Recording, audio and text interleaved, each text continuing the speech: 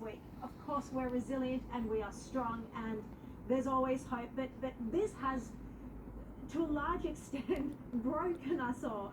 15 innocent Jewish Australians murdered, gunned down while celebrating Hanukkah at Bondi Beach. I feel like I need to repeat that, because how anyone could suggest that Josh Frydenberg's speech about this is driven by politics is offensive. As Josh said, it's absurd, because we had 15 Jewish Australians, including a little girl, and I spoke to her parents today, killed, murdered. Politics has got nothing to do with this, and especially because the community has been imploring the federal government and the Prime Minister specifically to take action. This is on his watch. He is responsible because he's refused to act, and so severe was his lack of leadership earlier this year, Paul, that, as you know, we organised our summit at Sky News because there was no leadership. We couldn't have begged louder for this. This has got nothing to do with politics, and in fact you hear Frydenberg previously has even praised the Labor Premier Chris Minns here in New South Wales. This isn't about politics, as he said.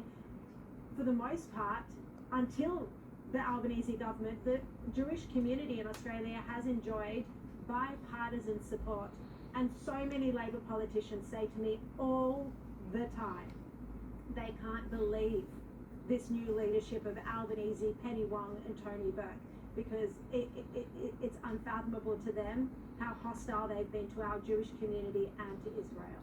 Well, also, I mean, isn't it convenient that that question asked of Josh Frydenberg happens on exactly the same day that Chris Bowen is starting to do the pushback, suggesting the Liberal Party is politicising the event. Geez, how incredible that the convenient decision is to say.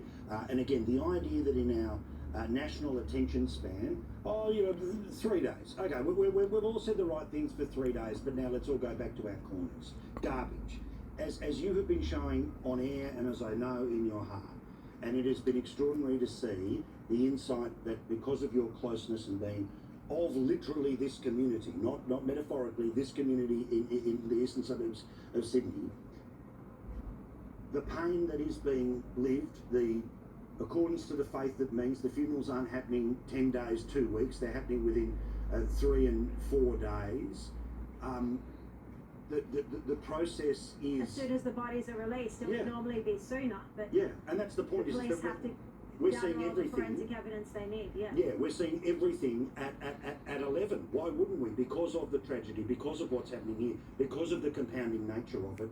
Again, when you see all of these families, what's the experience like to be there and to look into their eyes?